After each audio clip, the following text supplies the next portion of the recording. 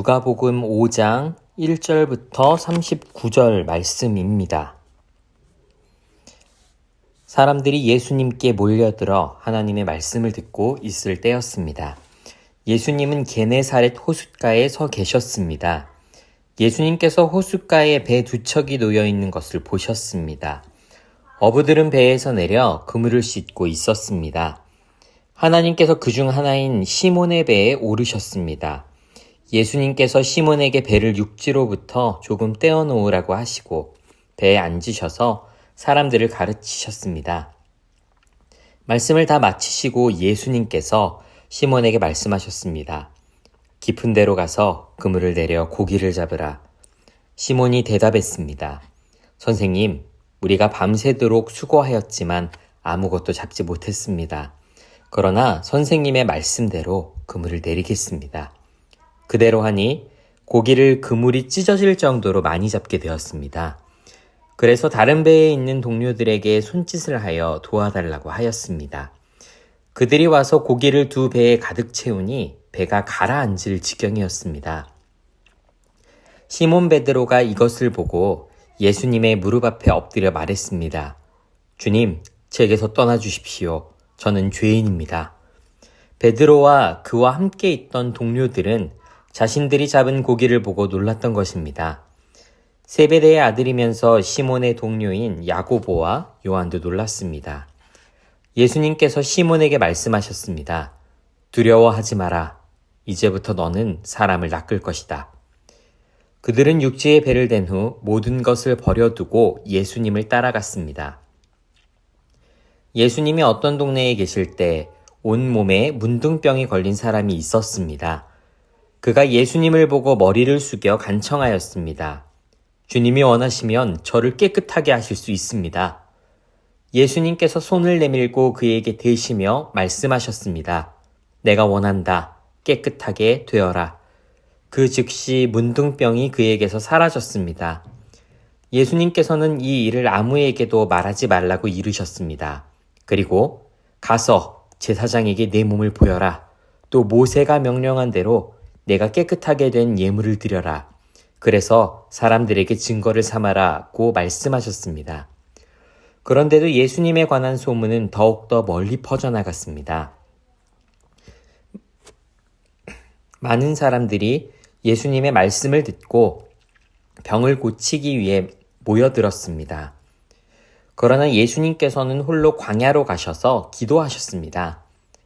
어느 날 예수님께서 가르치고 계실 때 갈릴리와 유대의 모든 마을과 예루살렘에서 온 바리새파 사람과 율법 학자들도 거기에 앉아 있었습니다. 주님의 능력이 예수님과 함께 하셔서 사람들을 고쳤습니다. 그때 어떤 사람이 중풍병에 걸린 사람을 침상에 눕힌 채로 데려왔습니다. 이들은 병자를 데리고 가서 예수님 앞에 보이려고 했습니다. 그러나 사람들이 너무 많아서 예수님께 데리고 갈 방법을 찾을 수가 없었습니다. 그들은 지붕 위로 올라가서 지붕을 뚫고 환자를 침상에 누인 채 예수님 앞 한가운데로 매달아 내렸습니다.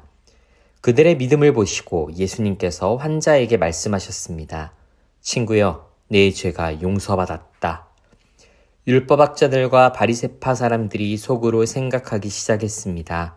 이 사람이 누구인데 하나님을 모독하는가? 하나님 외에 누가 죄를 용서할 수 있단 말인가? 예수님께서 그들의 생각을 아시고 그들에게 대답하셨습니다.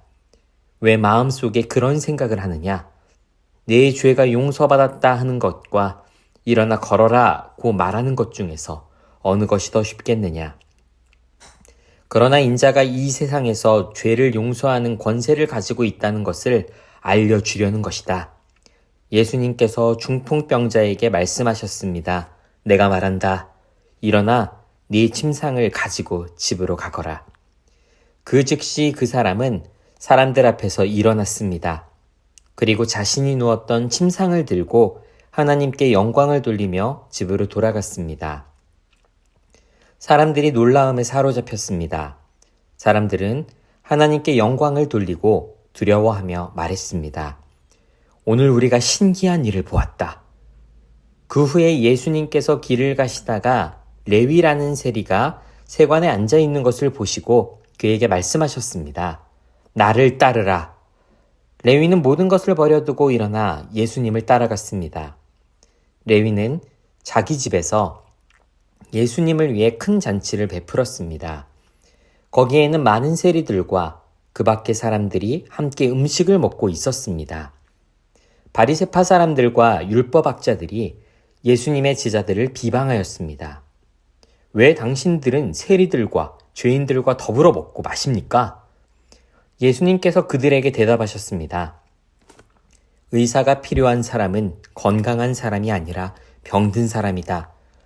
나는 의인을 부르려고 온 것이 아니라 죄인을 불러 회개시키려고 왔다. 사람들이 예수님께 말했습니다. 요한의 제자들은 자주 금식하고 기도를 합니다. 바리새파 사람들도 이같이 합니다. 그런데 당신의 제자들은 항상 먹고 마시는군요. 예수님께서 이들에게 말씀하셨습니다. 신랑이 결혼잔치의 손님들과 함께 있는데 이들에게 금식하라고 할 수 없지 않느냐. 그러나 그들이 신랑을 뺏길 때가 올 텐데 그때는 금식할 것이다. 예수님께서 이들에게 비유를 말씀하셨습니다. 아무도 새 옷에서 한 조각을 떼어내어 낡은 옷에 붙이지 않는다. 만일 그렇게 하면 새 옷은 찢어지고 새 옷에서 떼어낸 그 조각이 낡은 옷에 어울리지도 않을 것이다.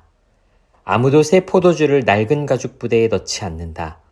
만일 그렇게 하면 새 포도주가 그 가죽 부대를 터뜨려서 포도주는 쏟아지고 가죽 부대도 망가질 것이다. 새 포도주는 새 가죽 부대에 넣어야 한다.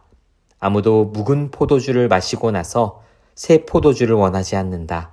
왜냐하면 묵은 포도주가 더 좋다라고 하기 때문이다. 아멘.